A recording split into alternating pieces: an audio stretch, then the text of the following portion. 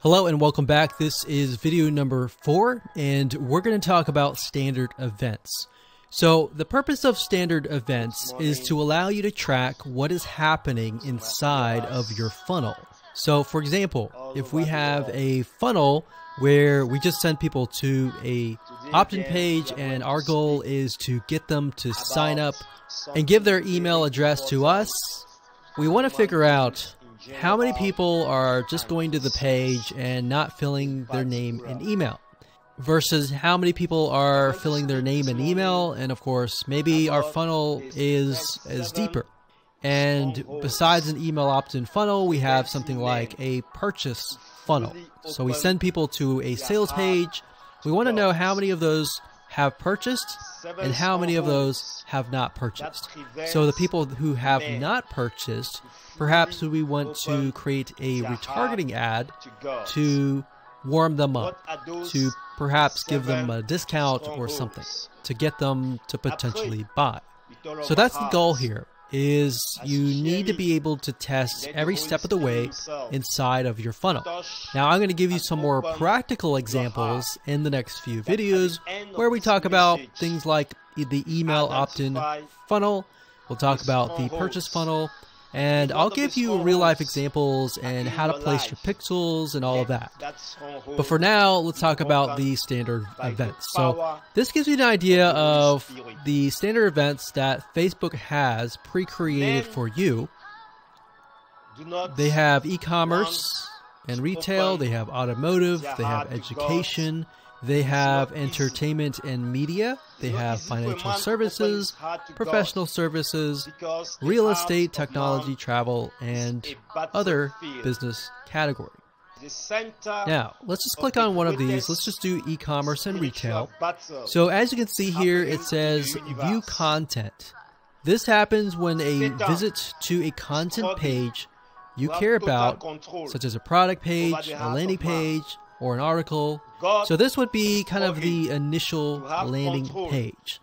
Then we have the search, we have add to wish list, we have add to cart, we have initiate checkout, we have add payment info, purchase, subscribe, start trial, and more. Now, how do we apply this to the pixel?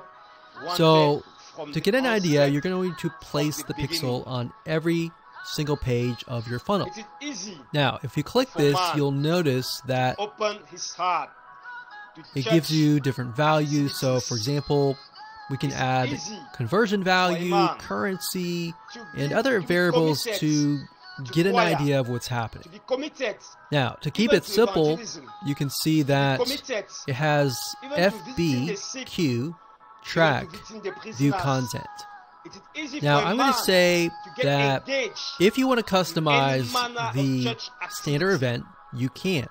What I mean by that is where it says view content, you can use your own work, and that will show up in the reporting. Now, it's better to stick with what Facebook gives you because then you have a more uniform standard event codes. So as you're looking through the variety of campaigns and ads that you have, you can get a better idea of what's happening if you understand the lingo. So if we scroll down here, we see add to cart. So you can see that it says FBQ track add to cart. So you're basically going to add this code to your header of that page. Now, don't worry, we'll show you how to do all of that in the next few videos. So I just want to give you an idea of how to track every step of the way. So we've got add to cart, we have all these other ones that we talked about. And if we scroll back up, we've got education. It's not easy for people to be fully open to God. So we've got view content, complete registration, purchase, we have contact, we have lead, we have start trial, but you don't want to open their heart. So now that you have an idea of the different codes and the different standard events that are available to you, let's move on to the next video and talk about some real-life application.